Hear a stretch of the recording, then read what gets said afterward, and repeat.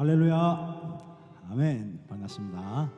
오늘도 무덥고 힘든 하루였는데 장마 기간이라서 안 그럴 줄 알았는데 생각보다 너무 무덥더라고요. 자, 그런 가운데서도 우리를 위해 일하시는 우리 주님을 경험하는 은혜의 하루가 되셨으리라 믿습니다. 아멘. 자, 오늘도 우리의 연약함을 아시고 우리의 손을 잡아 일으키시는 우리 주님의 은혜를 우리 마음 깊이 찬양드리도록 하겠습니다.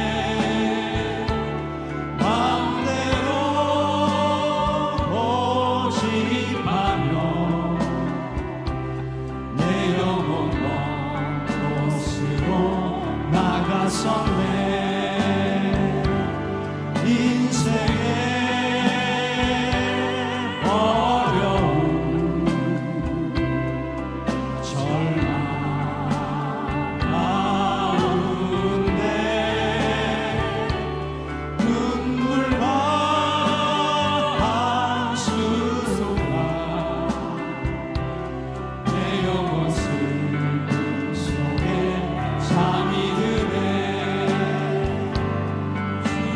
주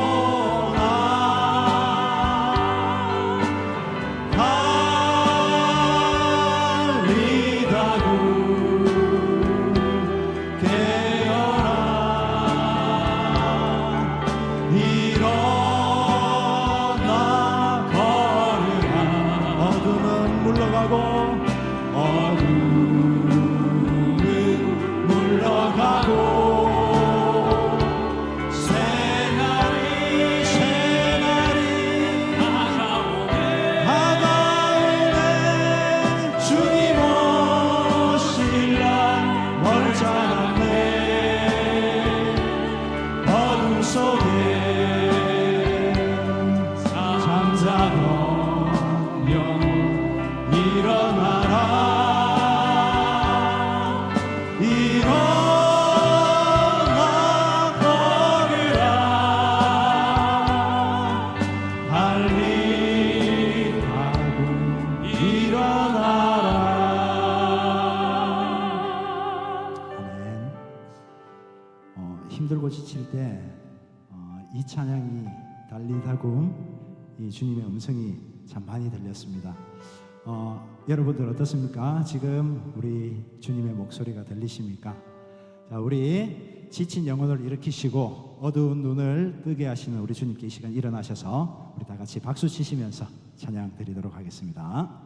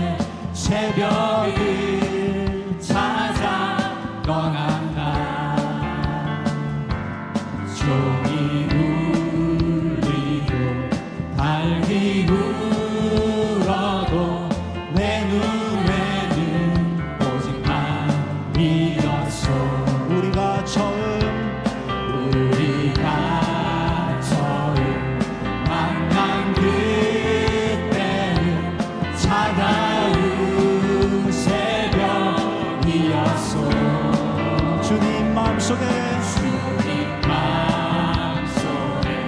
사랑이 있음을 나는 느낄 수가 있어서 오 주여 당신께 감사하리라. 실로와 내게 주시는 나에게 영원한 사랑 속에서 떠나지 않게 하소서. 자, 더 크게 박수.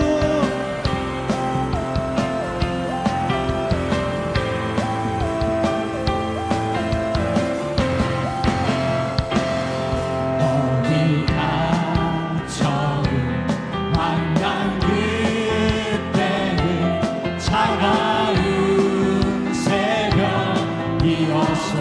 주님 마음속에 주님 마음속에 사랑이 있음을 나는 느낄 수가 있어서 오 주여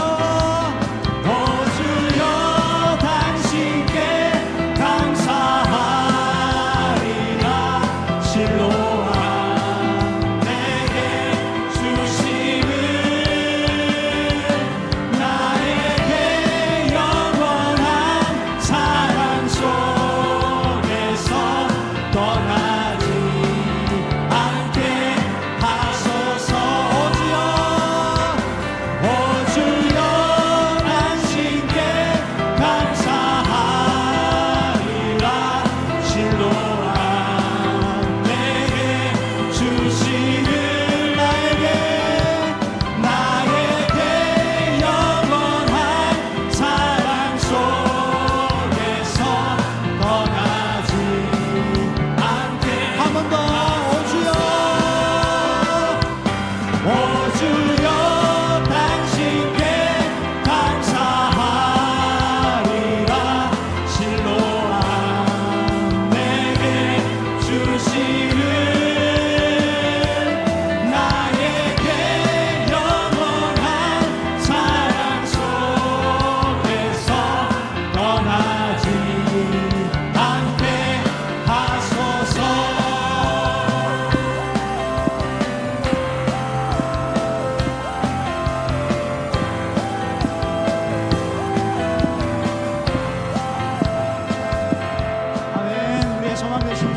영광의 박수 올려드리겠습니다. 아멘.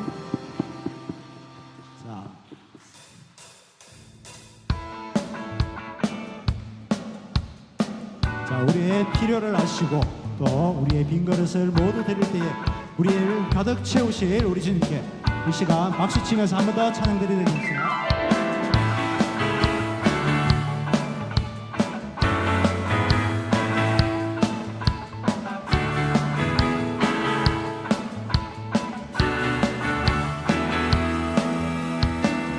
내 안에 필요하시고 빈 그릇 모두 드릴 때에 채우신 주님을 신뢰해 내 모든 열정 내 모든 열정 드릴 때 결핍이 꿈의 도구 되어 채우신 주님을 찬양해 주님은 나의 힘이요 주님은 나의 산소만 나를 주목하시는 주님만 바라보네 주님은 나의 빛이요 주님은 내 삶의 구원자 나의 부를 드리며 주님만 바라보네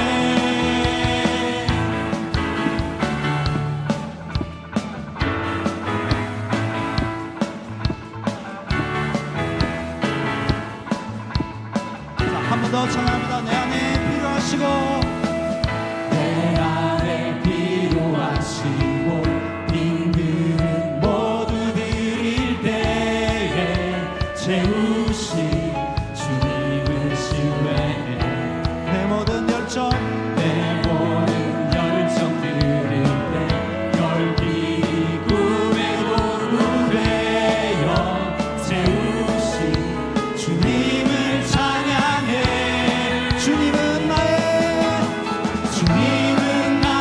힘이요 주님은 나의 산소만 나를 주목하시는 주님만 바라보네 주님은 나의 빛이요 주님은 내 삶의 구원자 내 구을 드리며 주님만 바라보네 주님은 나의 힘이요 주님은 나의 산소만 나를 주목하시는 주님만 바라보네 주님은 나의 빛이요 주님은 내 삶의 구원자 나의 구을 드리며 주님만 바라보네 주님은 나의 힘이요 주님은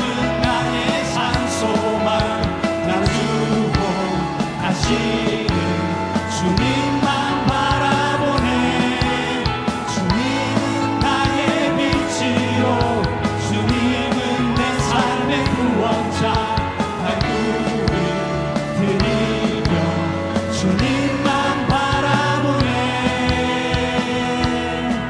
영원히 아멘 아멘. 우리의 구원자 되시는 주님을 찬양합니다.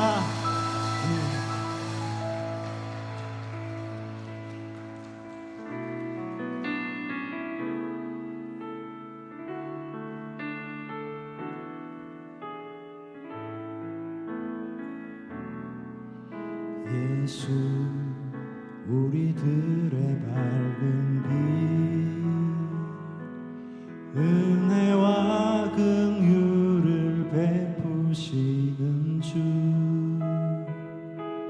의의 길을 따라가는 주의 자녀들에게 항상 밝은 빛을 비추시네 그는 구원의 주 하나님 그는 구원의 주 하나님 공의로 세상을 다스리시네 주를 경외하는 자들의 내게 부어주시는 놀라운 주님의 영광 하늘에서 찬란하게 빛나는 주의 영광 이 땅에 오셨네 어둠을 밝히고 새 생명 주시네 영원히 빛나는 나의 예수님 높이 영광과 찬양 받으실 그 이름 경배합니다 슬픔을 거두고 내게 자유 주시네 이끄는 노래를 영원한 나의 빛 예수께 한 번 더 예수 우리들의 밝은 빛 예수 우리들의 밝은 빛 은혜와 긍휼을 베푸시는 주 의의 길을 따라가는 주의 자녀들에게 항상 밝은 빛을 비추시네 그는 구원의 주 하나님 구원의 주 하나님 공의로 세상을 다스리시네 주를 경외하는 자들에게 부어주시는 놀라운 주님의 영광 하늘에서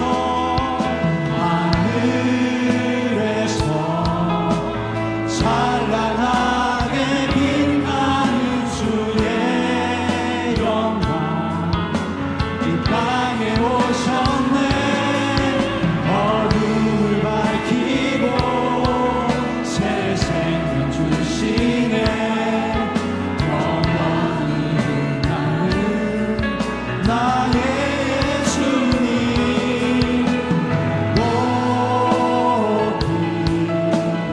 영광과 찬양 받으실 그 이름 경배합니다 슬픔을 거두고 내게 자유 주시네 기쁨의 노래를 영원한 나의 빛 예수께 하늘에서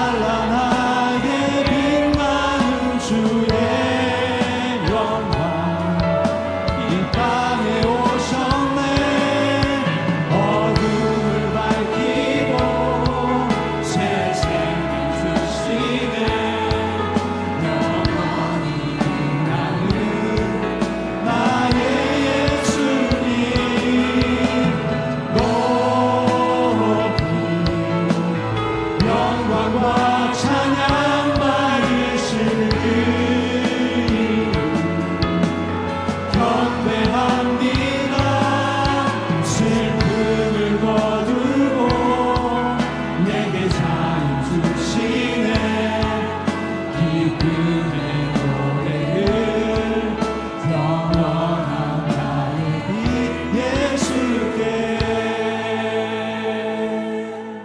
오늘 이 밤 우리가 전심으로 주께 부르짖으며 나아갈 때 잠들어 있는 우리의 신앙의 열정을 깨워주시고 하나님의 뜻하심과 선하심을 바라보게 하여 주시옵소서. 아멘. 마가복음 7장 25절에 더러운 귀신 들린 어린 딸을 둔 한 여자가 예수의 소문을 듣고 와서 그 발 아래 엎드리니 기록합니다. 나라와 민족을 위해서 함께 우리는 기도해야 합니다. 성도 여러분, 오늘 이 밤 귀신 들린 악령에 사로잡힌 딸의 아픔과 상처, 그 서러움과 고통을 지고 주님 앞에 나온 그 여인과 같이 조국 대한민국의 상함과 깨어짐과 이 땅의 폐역함과 완악함의 그 모든 부정함의 문제들을 가지고 주께서 정결케 하시는 이 나라, 하나님이 깨끗게 하시는 이 민족이 되게 해달라고 우리는 기도해야 할 줄 믿습니다. 이스라엘 땅에서 수많은 병자들을 고치신 주님이 가까이 계시다, 주님이 이곳에 계시다라는 소식과 그 예수의 소문을 듣고 한 걸음에 주님 함께 나아갔던 수로보니게 여인과 같이 주여 이 나라 가운데 온 백성들 가운데 예수와 십자가 복음의 소식이 들려지게 하여 주시옵소서. 귀를 닫고 눈을 가리운 채 영적인 침체와 타락으로부터 주여 이 민족을 구원하여 주시옵소서. 오직 소망이 주님밖에 없음을 깨닫는 이 나라 되게 하여 주시옵소서. 귀신 들린 어린 딸과 같이 생기를 잃고 분별력을 상실한 이 나라로 하여금 능력의 예수 그리스도를 주목하게 하시고 당장 그 발 아래 엎드리게 하심으로 생명 회복의 사건을 경험하게 하여 주시옵소서. 악취가 진동하듯이 역겨운 죄악과 야만적인 행태들로 하나님의 말씀을 거스르는 모든 악한 문화와 사상들은 그 힘을 잃고 무너지게 하여 주시옵소서. 인간을 칭송하며 사람의 능력을 자랑하는 우상 숭배의 죄악을 끊게 하여 주시고 오만과 독선이 판을 치며 하나님의 절대 주권을 부정하는 어떠한 세력도 활개치지 못하도록 하나님의 정의와 하나님의 공의로 이 땅을 다스려 주시옵소서. 나라와 민족을 우리의 가슴에 품고 우리 주여 한번 부르짖으면서 기도하며 나가겠습니다. 주여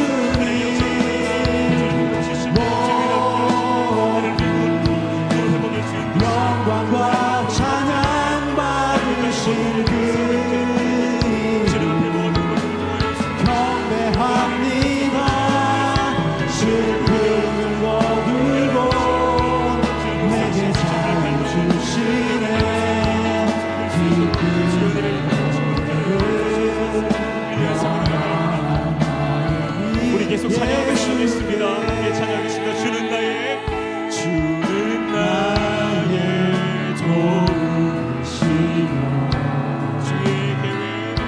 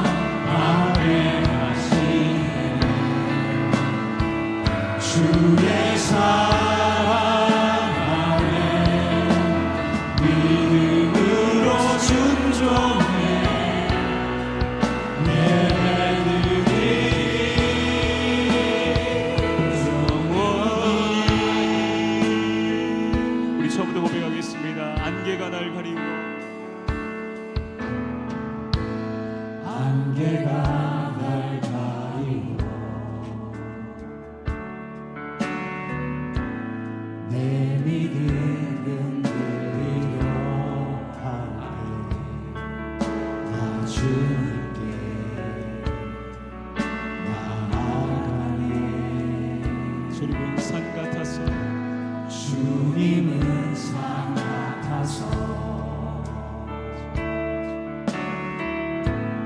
여전히 그 자리에 계시오. 눈을 뜨면 오늘이라 위한 그 사랑 주는 나의 도움이시며 주 내게 영원하시네.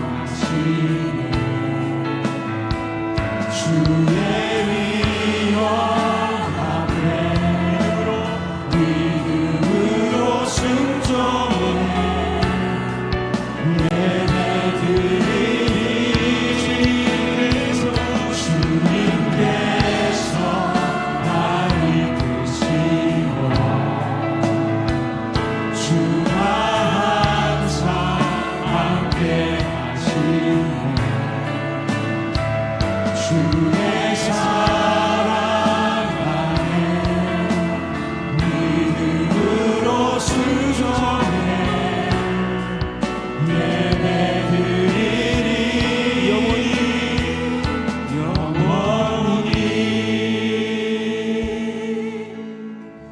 여전히 그 자리에 계시며 우리를 도우시는 피난처 되시는 주님을 찬양합니다. 사는 날들 동안 그 믿음 잃지 않고 순종의 예배드리는 인생들이 다 되게 하여 주시옵소서. 우리 계속해서 한국교회를 위해서 또 사랑하는 우리 믿음의 우리 산성 공동체를 붙들고 기도합시다.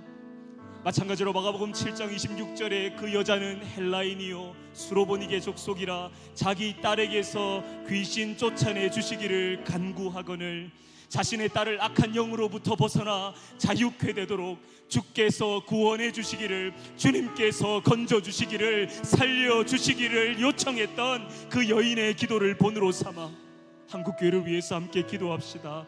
지금도 교회를 사로잡고 있는 성장지상주의, 황금만능주의, 인본주의 등의 온갖 세속주의를 배격함으로 교회의 거룩성을 회복하게 하여 주시옵소서. 아멘. 각 교회의 분열과 파벌과 부패와 타락을 초래하는 모든 악한 영들은 다 떠나가게 하시고 교회의 연합과 일치를 이루게 하여 주시옵소서. 아멘. 바라옵기는 교회 지도자들로부터 먼저 스스로를 개혁하게 하시고 예수님과 같이 십자가를 지는 정신으로 살아가게 하시고 성도들 또한 소금과 빛의 사명을 충실히 감당하게 하심으로 교회의 이 교세의 감소와 사회적 신뢰도의 하락이라는 이 커다란 위기 앞에서 다시금 기독교의 본질을 회복하고 믿음의 근본으로 돌아가는 한국교회 되게 하여 주시옵소서. 그리하여 모든 탐욕을 버리고 주님을 주인으로 모시며 하나 되게 하심으로 이 땅에 하나님의 정의와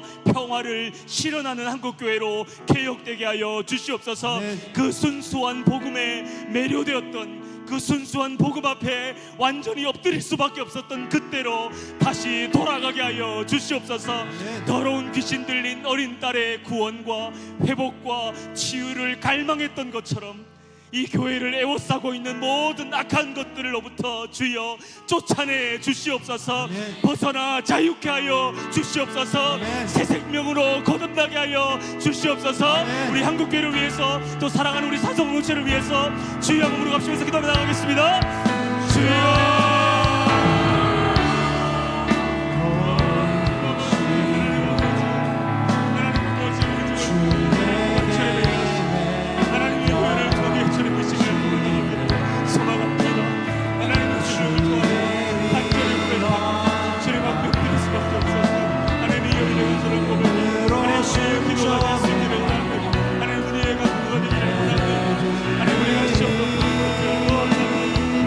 주님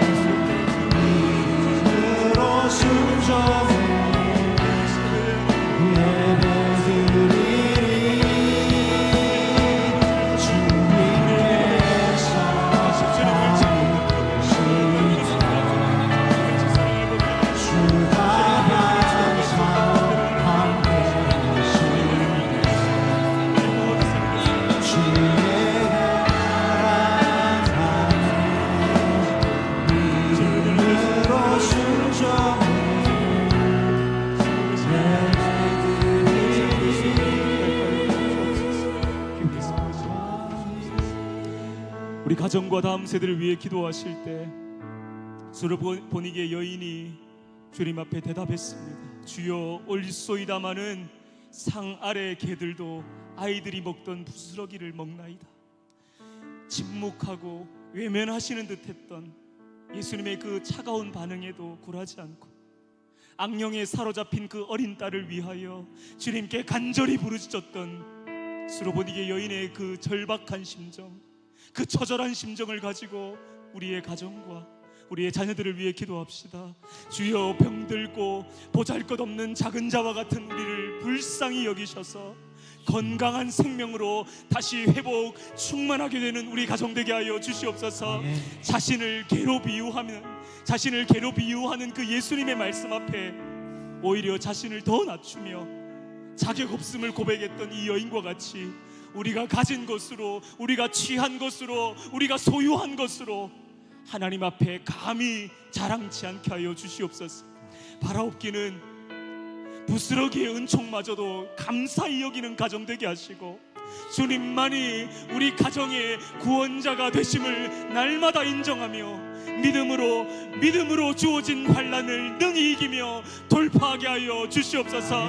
오늘 이 밤 우리의 모든 것을 내려놓고 오로지 주님의 은총만을 구하며 나아갈 때 귀신이 그 딸에게서 떠나갔듯이 주여 오늘 이 밤 우리의 가정의 모든 고통과 아픔이 떠나가게 하여 주시옵소서. 하나님 아버지, 우리의 자녀들 또 진행 중인 우리 대학 청년부 여름 수련회 캠프를 위해 기도합니다. 하나님, 우리의 목청을 다하여서 찬양과 기도의 소리를 높이는 우리의 자녀들, 각자의 비전과 이 땅의 미래를 놓고 부르짖는 우리의 자녀들, 우리의 청년들이 되게 하여 주시옵소서. 무엇보다 이 여름 수련회와 캠프를 통하여 자신의 죄를 깨닫고 눈물로 회개하는 기도가 터져나오게 하심으로 병들어 있는 영혼이 치유되게 하시고 성령의 능력을 체험하는 복된 시간 되게 하여 주시옵소서. 우리 시간 주여 한번 부르고 기도해 나가겠습니다. 주여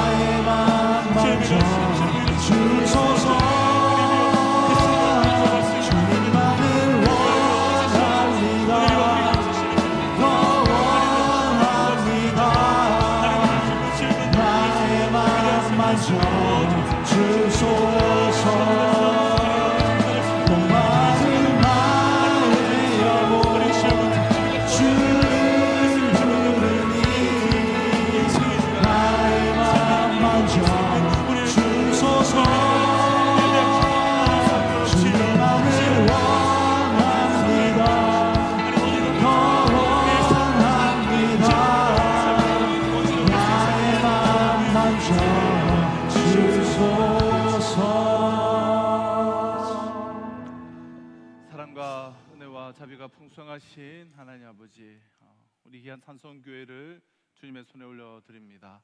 우리 모든 성도들 그리스도의 제자 되어 제자 공동체, 성령의 공동체, 사랑의 공동체, 능력의 공동체 되어 세상을 변화시키는 생명 공동체로서의 귀한 사명을 넉넉하게 감당할 수 있는 우리 복된 산성교회가 될 수 있도록 은혜 내려 주시옵소서. 머물러 있지 않게 하여 주시고 뒷걸음질 치지 않게 하여 주시고 굳어지지 않게 하여 주시고 복음의 생명력이 흥황하는, 욕동하는 살아있는 하나님의 공동체로 삼아 주시옵소서. 귀한 사명을 감당하며 이 시대의 복음의 주역으로 쓰임 받아야 할 우리 귀한 산성의 가정들을 주님의 손에 올려드립니다. 예수만 섬기는 복된 가정들 되게 하시고 각 가정마다 믿음의 가장들이 세워지게 하여 주시옵시고 믿지 않는 모든 가족들, 자손들, 부모, 형제 다 예수 안에서 큰 민족을 이룰 수 있도록 주여 축복하여 주시옵소서. 그들이 예수 그리스도의 이름의 능력을 믿고 이 시대를 살아갈 때에 아버지 하나님 창대케 하여 주시고 그러나 이 시대의 복의 근원 축복의 통로로서 인색하거나 궁핍한 인생이 아니요 흘러넘치는 충만한 인생 살아갈 수 있도록 주여 역사하여 주시옵소서. 우리 연약함 가운데 있는 성도들 주님의 손에 올려드립니다. 육신의 연약함과 또 마음의 그러한 연약함들 모든 연약함을 주님의 손에 올려드리오니 회복시켜 주시고 고쳐주시고 치유하여 주시고 충만케 하여 주시옵소서.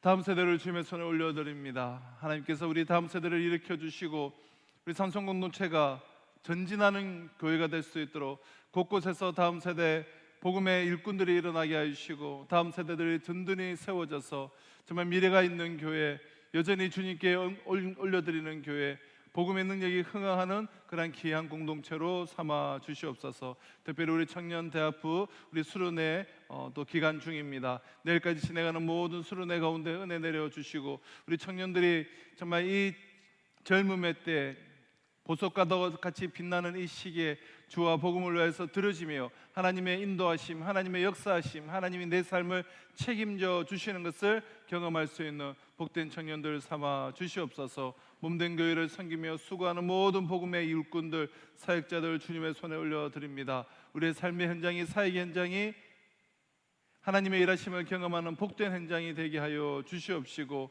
정말 충만한 기쁨을 경험하며 행복하고 복된 신앙생활이 될 수 있도록 우리 모든 성도들 은혜 위에 은혜를 더하여 주시옵시고 이 시간 우리에게 말씀하여 주시옵기를 간절히 바라옵고 소원하며 예수님의 이름으로 기도드렸습니다. 아멘.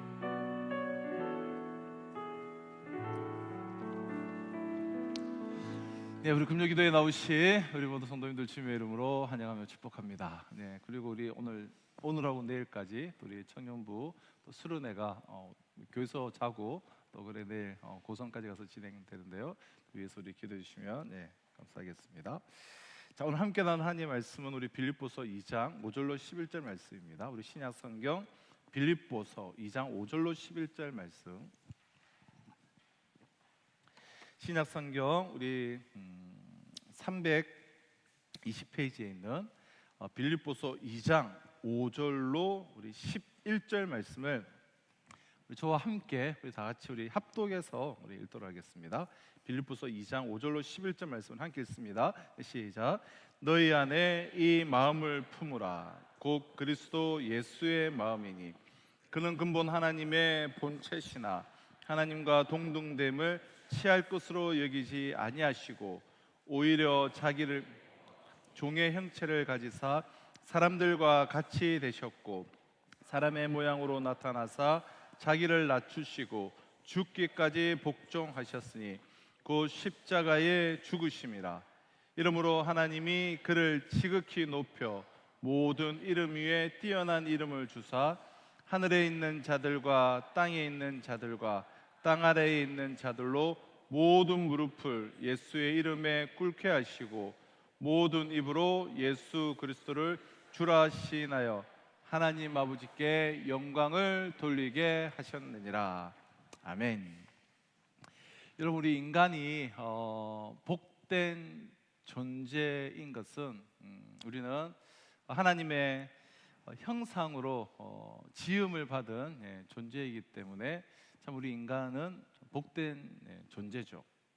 하지만 여러분, 하나님은 우리의 눈에 보이시는 어떠한 형상으로 존재하지를 않으십니다.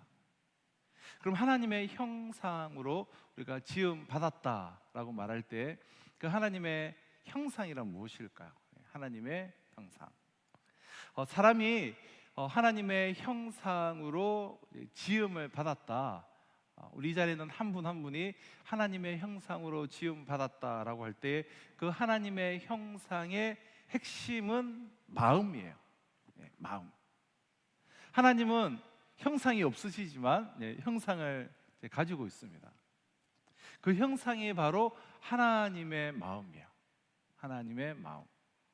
그래서 우리를 하나님의 그 형상대로 창조하셨다, 지으셨다라는 것은 하나님의 마음을 우리의 마음으로 주셨다라는 마음이죠. 하나님의 마음을 우리의 마음으로 주셨다. 그럼 인간이 다른 생명체, 다른 이제 동물과 다른 이유이고 인간에게만 주신 매우 특별한 그러한 은혜예요. 그러므로 내가 이 세상에 나로 태어나서 가장 나다움, 나됨의 소중함은 나의 어떤 이제 외모에 있는 것이 아니고 나의 어떤 지위, 신분, 또 소유의 어떤 유무에 있는 것이 아니라 마음에 있는 것이죠. 나의 나됨은 마음에 있어요. 내가 이 세상에 살아가면서 나의 사람됨과 그리고 나의 어떠함, 특히 나의 인격은 그 마음으로 표현이 되어지기 때문입니다. 하나님이 하나님이신 것은 왜 하나님이죠? 하나님의 마음을 가지셨기 때문이에요. 그럼 천사가 천사인 것은 날개가 있어서가 아니라 천사의 마음을 가졌기 때문이에요.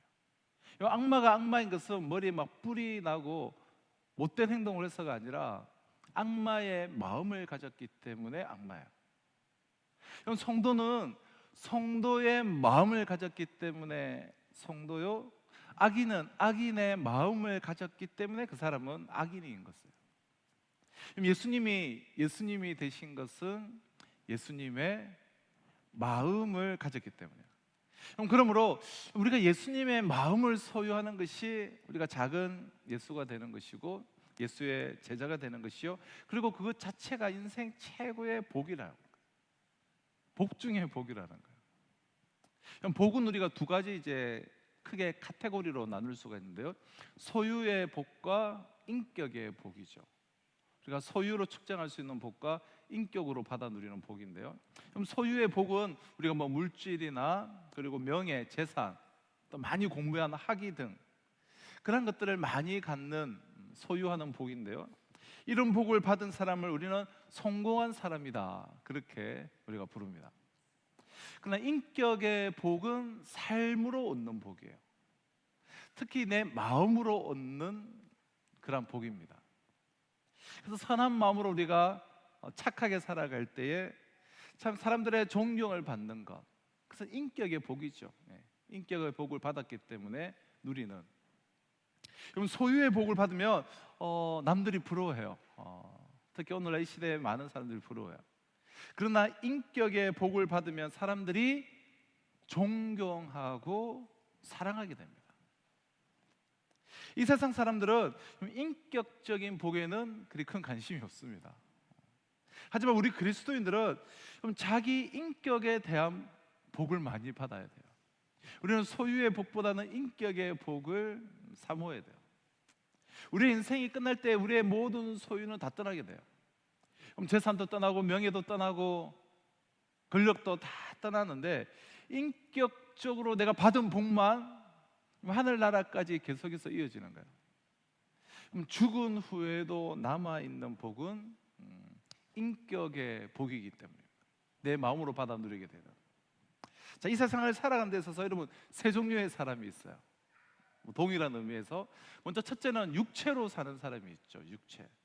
육체로 사는 사람은 먹고 마시고 입고 그리고 육체로 즐기는 것들, 육체로 누리고 사는 것에 만족하고 삶의 초점이 거기에 맞춰져 있어요. 둘째는 이제 머리로 사는 사람들이 있습니다. 이들은 지식을 추구하고 지성을 추구하고 지혜를 추구하면서 육체적인 사람과는 다르게 세상을 살아가요. 셋째는 마음으로 사는 사람들이 있습니다. 마음으로 하나님을 생각하고 또 사람을 생각하고 또 마음으로 아름다움을 생각하고 그리고 하늘을 품고 살아가는 그런 사람들이에요.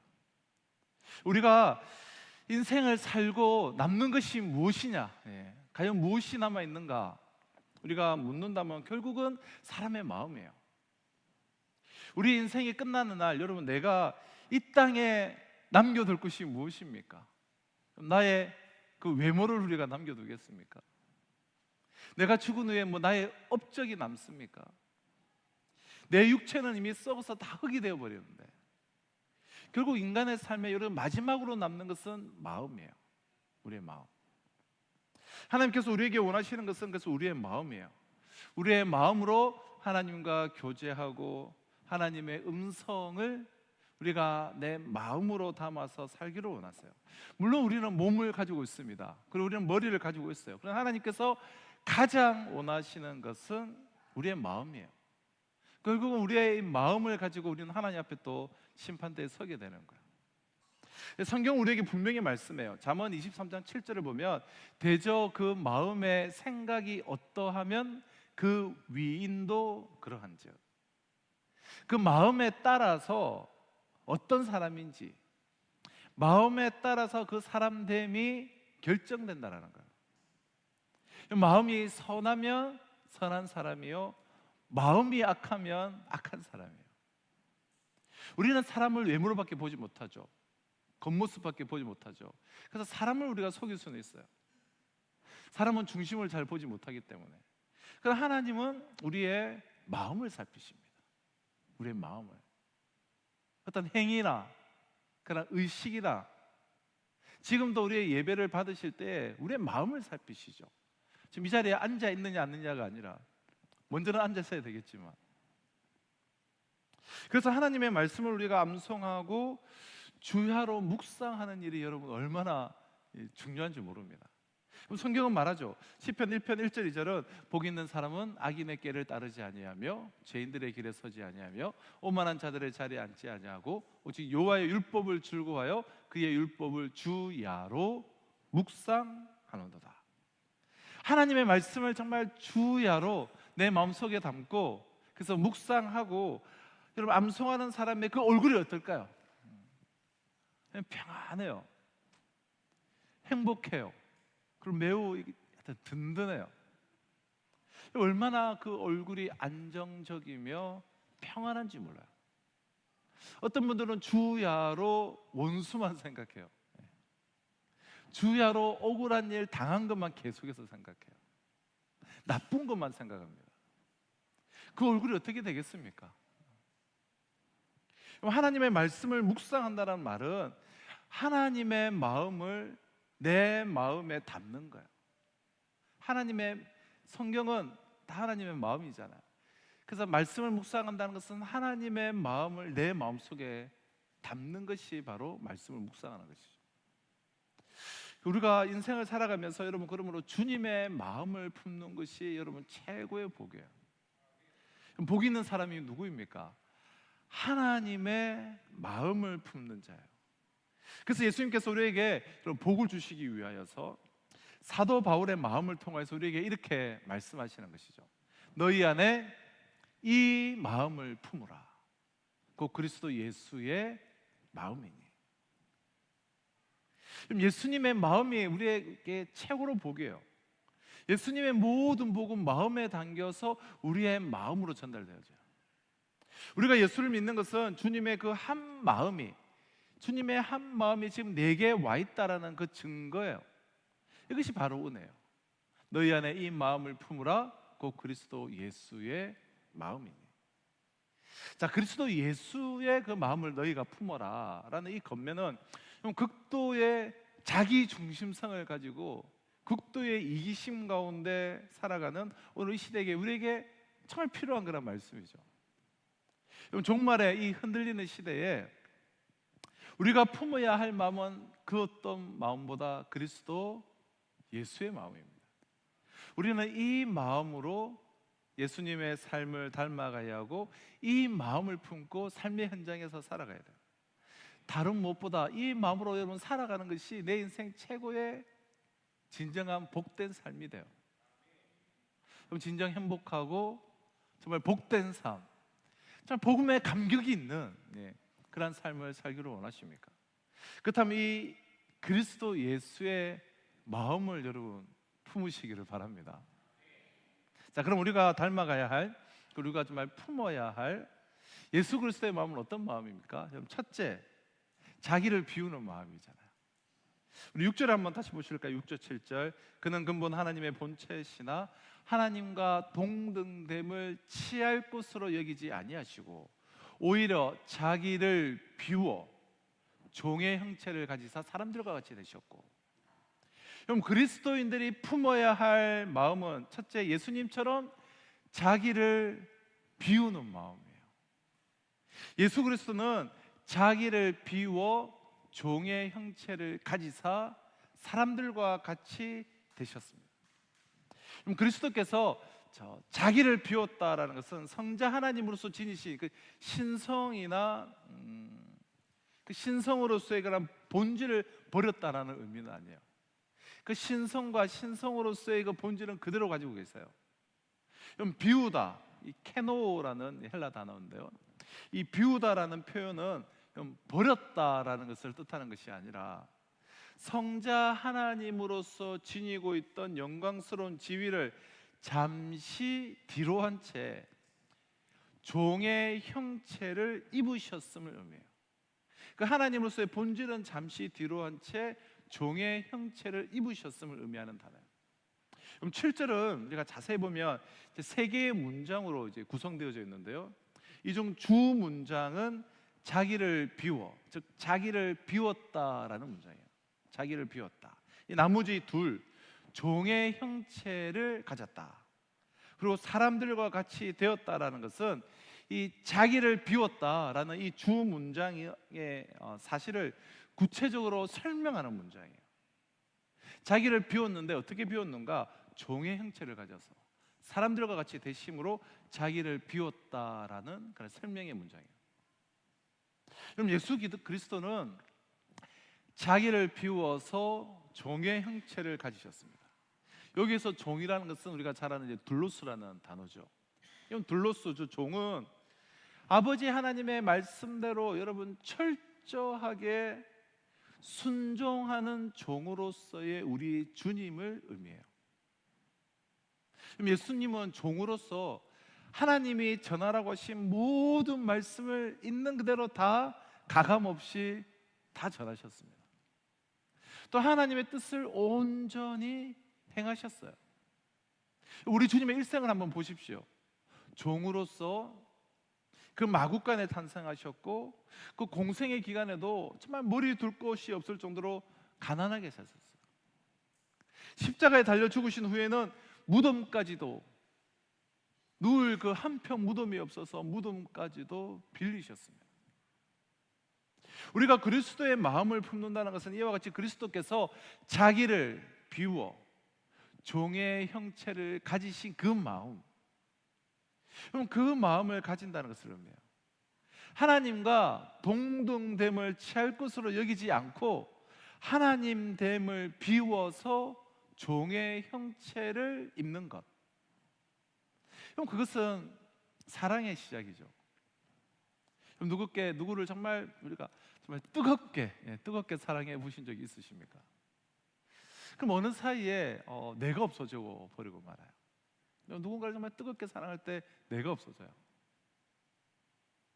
그럼 좌우간 우리가 남편 앞에서 혹은 아내 앞에서 끝까지 자기 고집을 부리는 사람은 남편을, 아내를 이제 사랑하지 않는 사람이죠.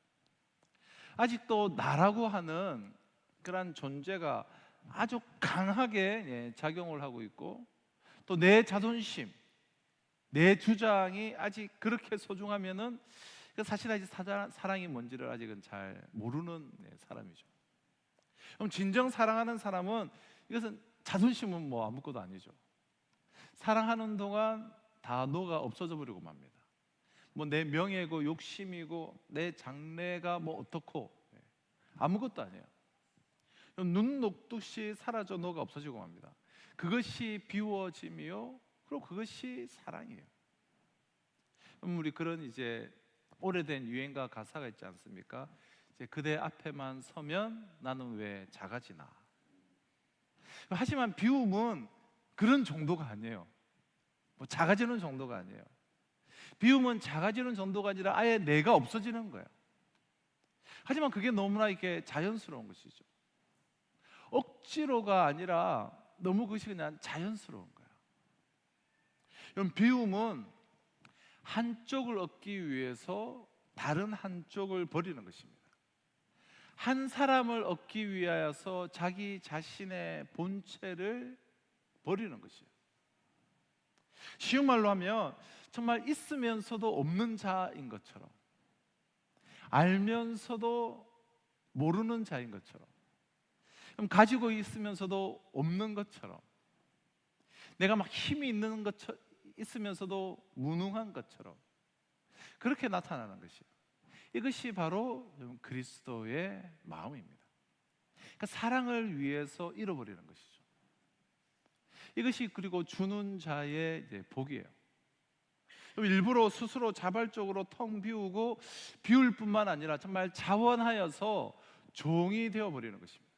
그래서 예수님은 그래서 사람과 같이 되셨어요. 그러한 비워주심으로 우리를 사랑하기 위해서. 사람이신 예수님께서는 배고플 때도 있었고 외로울 때도 있었습니다. 그리고 무능하게 십자가의 아픔을 당하시면서 돌아가셨습니다. 예수님은 철저하게 종이 되셨고 사람이 되셨습니다. 모든 성도는 예수 그리스도의 그 자기를 내려놓은, 자기를 비우신 그 마음을 우리는 배워야 하고 참 닮아가야 하고 그 마음을 반드시 우리는 가져야 하는 것입니다. 자, 둘째, 자기를 낮추는 마음이에요. 예수 그리스도의 마음은. 우리 8절 상반절을 보면 사람의 모양으로 나타나사 자기를 낮추시고, 우리가 닮아가야 할 예수 그리스도의 마음은 자기를 낮추는 마음이에요. 그럼 예수님이 자기를 낮추신 것은 사람의 모양으로 나타나사라는 구절에 매우 잘 나타나고 있죠. 어떻게 자기를 낮추셨는가? 사람의 모양으로 나타나사.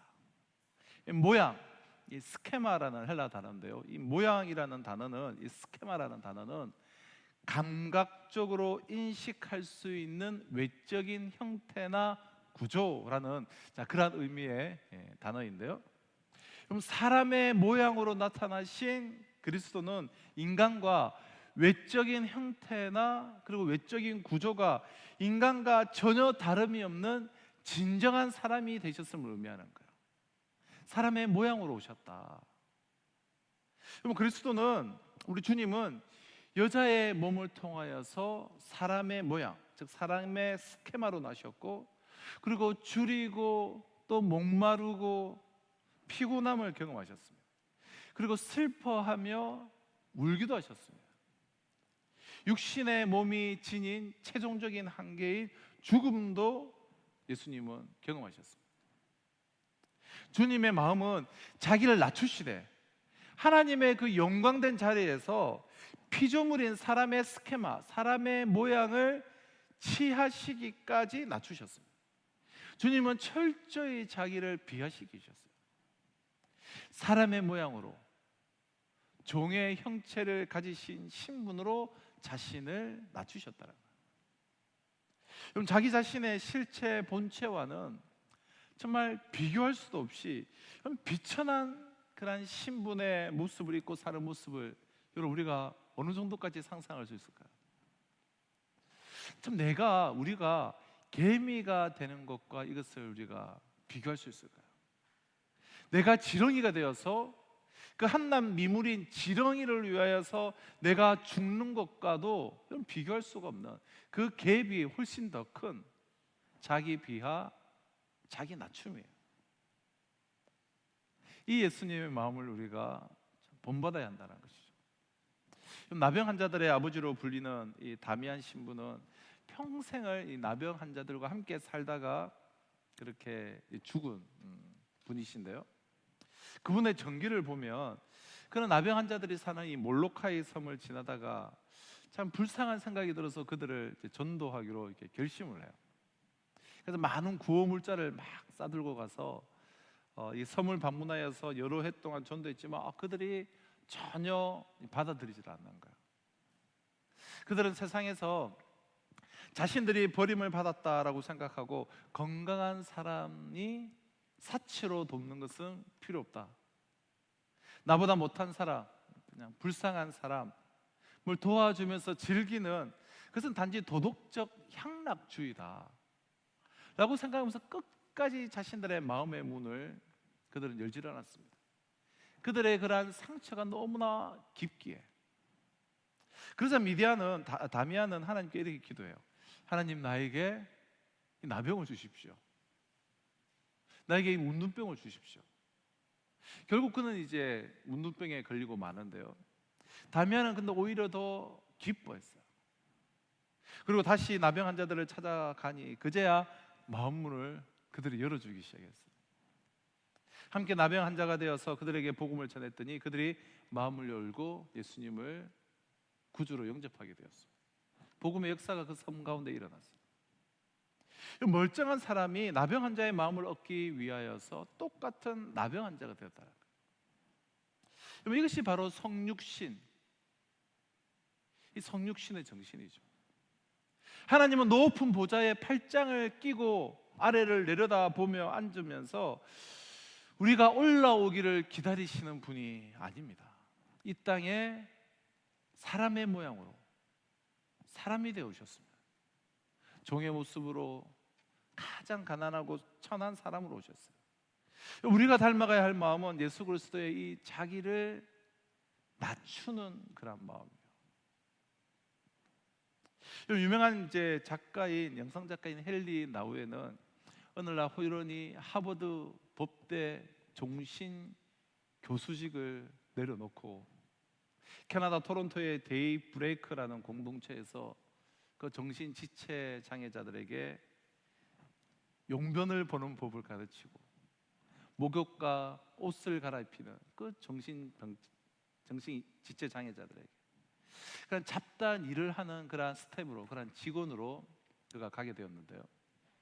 헨리 나우에는 이 하버드 교수 중에서도 아주 영향력이 있는 그런 교수였죠. 그래서 수많은 이 베스트셀러를 써서 많은 이들에게 전 세계적으로 존경을 받는 그런 사람이었습니다.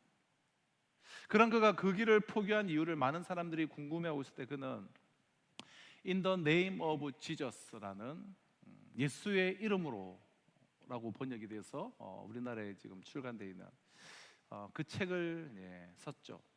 그 책의 요지는 예수를 진정으로 알려면 내리막길을 체험을 해봐야 한다라는 거예요. 주님이 말씀하시고 그리고 몸소 행하셨던 복음의 교훈은 이 내리막길에서만 체험이 된다는 거예요. 진짜 체험이 되려면 복음이 그저 이론만 머리에서 맴돌고 그래서 진짜는 믿지 않는 이론이 아니라 정말 내 마음속에서 나의 심령 깊은 곳에서 경험되기 위해서, 과거 자신이 유명한 사람이었을 때 정말 꼭대기를 향하여서 오르막길로만 전진하다 보니 예수는 안 보이더라는 거야. 예수님을 만나기 위해서 우리는 높은 곳으로 갈 필요는 없습니다. 왜냐하면 그분은 가장 낮은 곳에 우리와 함께 계시기 때문에요. 요즘은 저희 어머니께서 그런 말씀을 안 하시는데 저희 어머니께서 제가 전도사 때부터 불과 한 2, 3년 전까지 대략 한 20여 년 동안을 정말 전화만 하면 마지막에 하셨던 말씀이 항상 마지막에 하셨던 말씀이 두 가지였어요. 하나는 오직 십자가의 복음만을 전해라 라는 그런 당부와 또 하나는 함께 동력하는 교육자이든 함께 주변에 있는 분들 정말 나보다 낮게 여기며 참 겸손하게 사역하라, 이 두 가지 이야기를 그렇게 많이 저한테 해주셨습니다.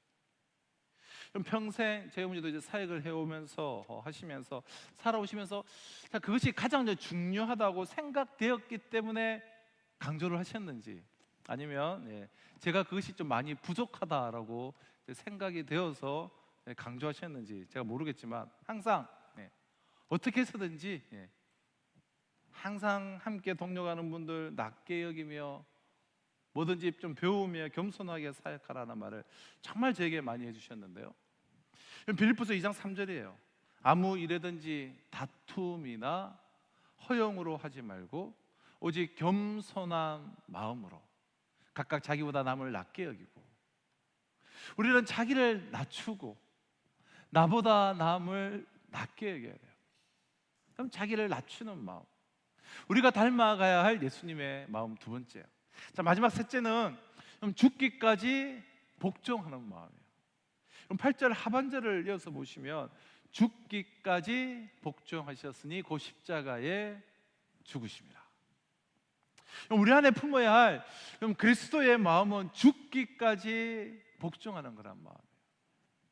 그럼 8절에 죽기까지 복종하셨으니라는 이 구절은 예수 그리스도에 관한 겸손의 여러분 극치를 나타내며 그리스도의 완전한 그 순종을 의미하죠. 우리 주님은 죽기 위해서 이 땅에 오셨습니다. 주님은 하나님의 뜻을 쫓아서 자기 몸을 십자가의 희생의 제물로 내어줌으로써 인류의 모든 죄를 대속하고자 하셨습니다. 그럼 죽기까지 복종하는 일은 그럼 주님에게도 말할 수 없는 그런 번민과 고통스러운 일이셨어요. 그래서 주님은 겟세마네에서 떨어지는 땀이 정말 핏방울이 될 정도로 정말 간절히 기도하셨죠. 그러나 주님은 결국 죽기까지 복종하는 마음으로 아버지의 뜻에 순종하셨습니다. 나의 원대로 마시옵고 아버지의 원대로 하옵소서. 그럼 사도 바울은 우리에게 바로 이 죽기까지 정말 복종하는 마음을 품을 것을 우리에게 권면해요. 그럼 예수님의 그 전생에, 예수님의 전생에는 자기 부인과 자기 헌신과 그리고 자기 희생으로 특징 지어지기 때문에 우리 주님께서 죽기까지 낮아지신 것은 우리를 존귀하게 하시기 위함입니다. 그럼 주님이 지신 십자가는 참 가장 잔인하고 모욕적인 사형의 방법이었고 유대 사회에서는 이처럼 나무에 달려서 죽는 사람은 하나님의 저주를 받은 자다라고 그렇게 여겨졌습니다. 예수님이 지셨던 십자가는 여러분 가장 억울하고 이보다 더 억울한 일이 어디 있습니까? 그리고 모순과 부조리로 가득 찬 잔인한 행벌이에요.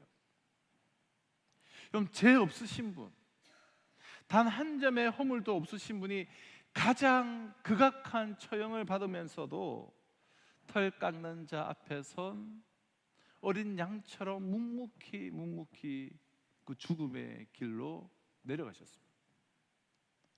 왜 이렇게 주님은 저주받아서 죽기까지 자신을 낮추셨습니까? 그것은 인간을, 우리를 하나님의 자녀로 입양시키시기 위하심이요, 인간이 받을 저주를 대신 받으심으로 영원히 멸망받을 수밖에 없는 그 인간을 구하시기 위함이었어요. 물에 빠진 이를 구하려면 구하는 자가 물에 들어가야 돼요. 그리스도께서 우리 인생을 이 비참한 자리에서 이끌어내어서 하나님의 자녀가 되게 하기 위해서는 친히 그 비참한 자리로 내려가셔야만 하셨던 것입니다. 그럼 고린도서 8장 9절은 우리 주 예수 그리스도의 은혜를 너희가 알거니와 부요하신 이로써 너희를 위하여 가난하게 되심은 그의 가난함으로 말미암아 너희를 부요하게 하려 하심이라. 그럼 그리스도께서 죽기까지 낮아지심으로 우리는 높아졌습니다. 우리 주님이 가난하게 되심으로 우리는 부요하게 되었어요. 그가 십자가에 죽으심으로 우리는 하나님의 자녀가 되고 그리고 하늘의 영광을 우리는 누리게 되었어요. 그럼 성경의 위대한 성도들은 모두 죽기까지 복종했던 사람들이에요. 그들 모두는 여러분 그리스도의 영을 소유했고 그리스도의 마음을 품었습니다. 모리아 산 위에서 아들을 번제물로 드린 아브라함과 아들 이삭은 하나님의 그 명령을 죽기까지 복종한 성도의 모범이에요. 이방 땅의 노예로 잡혀간 다니엘과 그의 세 친구는 목숨을 걸고 기도의 자리를 지켰습니다. 기도하기 위해서 목숨을 걸었어요. 그럼 다니엘은 사자굴의 형벌을 알고도 하나님께 기도하기를 멈추지 않았고 사드락, 메삭, 아벳느고는 7배나 뜨거운 풀문불이 기다리는 줄 알고도 우상 앞에 절하기를 거부했습니다. 그리고 하나님의 영광을 그들은 크게 드러냈어요. 그럼 초대교회 7집사 중 한 명의 스데반은 그 적개심에 그 이성을 잃은 무리들 앞에서 담대히 복음을 전했고 날아오는 그 돌을 맞아 죽어가면서도 오히려 그들을 위해 기도하는 그냥 주님의 마음을 가졌습니다. 주님의 사도들은 모두 죽기까지 복종하는 마음으로 무장했던 신앙의 영혼들이었습니다. 주님의 명령이면 어디든지 복음을 들고 갔습니다. 가는 곳곳마다 주님의 그 사랑과 그리고 그 희생, 하나님의 나라의 영광을 전했고, 예외 없이 모두 장렬한 순교의 제물이 되었습니다. 진정한 산 제사를 드렸습니다. 사도들의 모범을 본받아서 초대교회 성도들은 죽기까지 복종하는 아름다운 모습으로 그런 기독교 그 역사를 수놓았습니다. 이들은 모두 죽기까지 복종하는 그리스도의 마음을 품었던 사람이에요. 그들은 삶으로 그리스도를 영화롭게 했습니다. 죽기까지 복종하셨으니 곧 십자가에 죽으심이라. 이처럼 예수님께서 죽기까지 복종하심으로 십자가를 지신 후에 여러분 어떤 일이 일어났습니까? 9절 하반 이하예요. 이러므로 하나님이 그를 지극히 높여 모든 이름 위에 뛰어난 이름을 주사 하늘에 있는 자들과 땅에 있는 자들과 땅 아래에 있는 자들로 모든 무릎을 예수의 이름에 꿇게 하시고 모든 입으로 예수 그리스도를 주라 시인하여 하나님 아버지께 영광을 돌리게 하셨느니라. 그럼 죽기까지 복종한 이들을 하나님께서 높여주세요. 그러므로 하나님이 높여주실 때까지는 여러분 스스로 높아지려고 하지 말아야 합니다. 높아지려고 하지 않고 자기를 비울 때 높아지게 될 거예요. 그럼 변명도 말고 하나님이 하시는 칭찬 말고는 들을 생각도 하지 말아야 돼요. 죽기까지 충성하고 내일을 기다리셔야 돼요. 그리스도 예수의 마음을 품을 때 하나님의 역사가 있고 하나님의 축복의 역사가 있어요. 그럼 이렇게까지 높여주시기에 우리가 인생을 살아가면서 여러분 주님의 마음을 품는 것은 여러분 최고의 축복 중에 축복이에요. 그럼 구체적으로 예수 그리스도의 마음을 품는 이들에게는 어떤 축복이 주어집니까? 하나님은 어떻게까지 우리를 높여주십니까? 첫째, 예수님의 마음을 품으면 여러분 위대한 인격자가 돼요. 너무 당연한 말이죠. 예수님의 마음을 내가 품으면 나는 위대한 인격자가 돼요.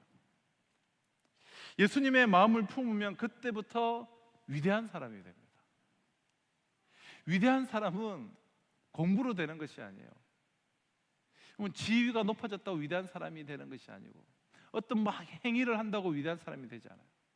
그럼 정말 이렇게 지위는 높은데 정말 동물처럼 사는 사람들이 얼마나 많습니까? 겉모습은 멀쩡한데 그 속에는 정말 악마가 들어있는 사람들이, 그 악함이 들어있는 사람들이 얼마나 많습니까?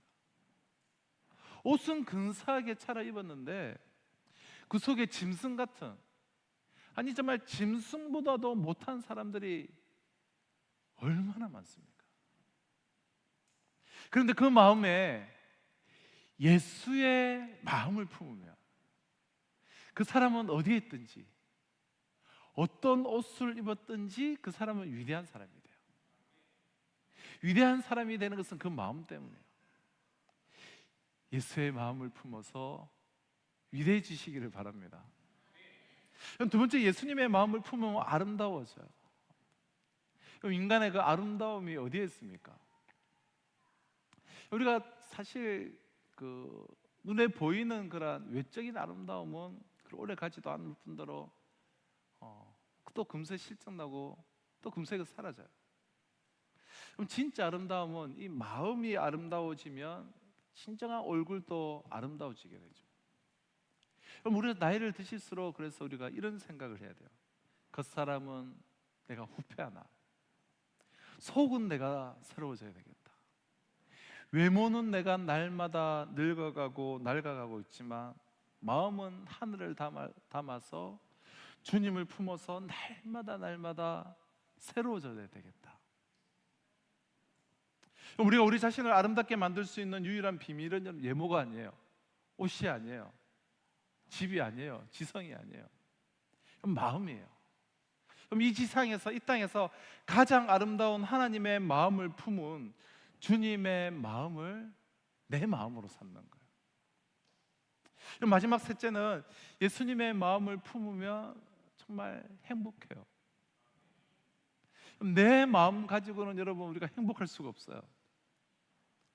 내 정과 내 욕심을 우리가 십자가에 못 박아야 그때 내 마음에 하늘의 평강이 내려오게 되고 하늘의 평강이 주어지게 되죠. 내가 너에게 평안을 끼치노니 이 평안은 세상이 주는 것과 같지 않다. 이 평안은 주님의 마음이 가져다 주는 그런 평안이에요. 예수님의 마음을 품는 그 그리스도인들에게만 마음의 그런 즐거움이 있어요. 진정한 즐거움. 주님께서 우리에게 주시는 그 마음을 가질 때에 이 세상은 온통 감사로 넘치게 됩니다.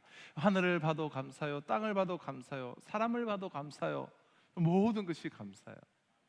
그 감사하는 마음이 우리를 정말 진정으로 행복하게 하는 것이죠. 행복이 뭡니까? 예, 감사가 넘치는 거잖아요. 그럼 불평이 어디서 오나요? 예수님의 마음이 여러분 없으면 매사가 불평이에요. 매사가 불평이에요. 매사가 마음에 안 들고. 그러니까 내 마음에 주님의 마음을 담으면 평안이 오고 감사가 넘치게 되는 것입니다. 그럼 저는 지난주에 세상에서 실력 있는 그리스도인으로 이제 살아가기 이런 제목으로 정말 세상에서 실력 있는 그리스도인으로 살아가야 한다는 말씀을 나누었는데요. 그럼 실력 중에 실력은 예수님의 그 마음을 품는 실력이에요. 오늘 우리 청년들이 이렇게 수련회로 이렇게 함께 모여 있는데요. 우리 청년들 여러분 다른 무엇보다 예수님의 마음을 품으시길 바라요. 그럼 예수님의 마음을 내가 다 품고 이 세상을 한번 살아가 한번 보십시오. 그럼 지금 고민하고 있는 거 거의 모든 것들이 다 해결이 되고 어디를 가나 인정받고 환영받고 또 칭찬받는 그리고 정말 그 매력이 있죠. 그 매력 있고 너무나 아름다운 그런 위대한 사람들이 되실 거야. 사랑하는 성도 여러분, 우리가 짧은 인생을 살아가면서 다른 마음을 품을 시간이 어디에 있습니까? 우리 함께 주님의 마음을 품으시기를 바라요. 너희 안에 이 마음을 품으라. 자기를 비우는 마음, 끝없이 자기를 낮추는 마음, 죽기까지 복종하는 마음. 이 마음을 품고 서로를 바라보십시오. 형제 자매를 바라보시고 아내와 남편을 바라보시고 세상을 바라보시고 성도들을 바라보십시오. 완전히 세상이 달라지는 그러한 여러분 은혜 가운데 사는 축복을 받게 될 것입니다. 그래서 내가 정말 위대한 인격자로서 진정한 아름다움이 뿜어져 나오는 아름다운 자로서 그 삶이 행복으로 가득 차서 감사가 넘치는 그런 복된 삶, 그리스도 예수의 마음을 품음으로써 이런 놀라운 축복을 받아 누리며 이 시대를 살아가실 수 있는 우리 모두가 다 되시기를 주님의 이름으로 축원합니다. 자, 주신 약속의 말씀 우리 가슴에 우리 새기며 우리 찬양 함께 찬양하면서 우리 기도하며 나아가도록 하겠습니다. 하나님 아버지의 마음, 아버지 당신의 마음이 있는 곳에 나의 마음이 있기를 원해요. 함께 믿음의 고백으로 우리 찬양하며 나아가도록 하겠습니다. 아버지 당신의 마음이 있는 곳에 나의 마음이 있기를 원해요. 아버지 당신의 눈물이 고인 곳에 나의 눈물이 고이길 원해요. 아버지 당신이 바라보는 영혼에게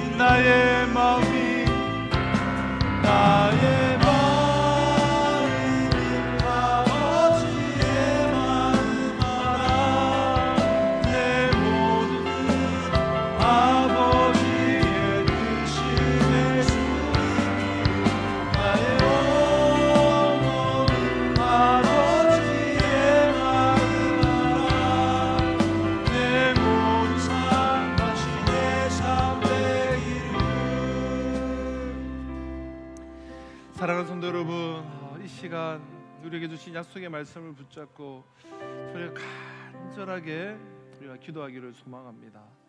그럼 나의 나됨은 결국은 나의 마음의 어떠함을 통하여서 차후에 나의 나됨은 증명되게 될 것입니다. 그럼 그리스도의 예수의 마음을 우리가 품을 때에 우리는 그리스도의 사람이 되며 그리스도의 마음을 품을 때에 우리는 작은 예술에서 하나님의 그 형상이 회복된 하나님의 사람으로서 우리가 이 시대를 정말 축복된 하나님의 사람으로서 살아가게 될 것입니다. 삶 속에서 주어지는 그 수많은 관계의 어려움들, 삶 속에서 나의 정과 나의 욕심으로 인하여서 겪게 되는 그 수많은 갈등들, 그래서 나의 얼굴의 인상의 그 어그러짐, 무표정함, 은혜가 떠나가 있는 그 무표정한 표정들이 우리는 사라지게 되고 우리의 표정은 그리스도를 닮아서 아름다운 형상으로 빚어지고 우리의 삶은 위대해지며 우리의 삶은 진정한 감사가 충만한 행복한 삶이 될 것입니다. 이를 위해서는 자기를 비우는 그리스도의 마음, 끝없이 자기를 낮추신 그리스도의 마음, 죽기까지 복종하신 그리스도의 마음, 주여 이 마음을 내가 배우게 하여 주시고 담게 하여 주시고 성령님 은혜 위에 은혜를 더하여 주셔서 너희는 이 마음을 품으라.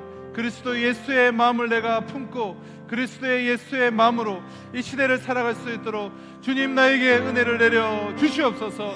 성령님 나에게 은혜를 내려 주시옵소서. 성령이여 기름 부어 주시옵소서. 우리 주여 부르시고 함께 기도하며 나가도록 하겠습니다. 주여 아버지 하나님, 나를 그리스도의 마음으로 주님 나에게 그리스도 예수의 마음, 자기를 비우는 마음을 허락해요.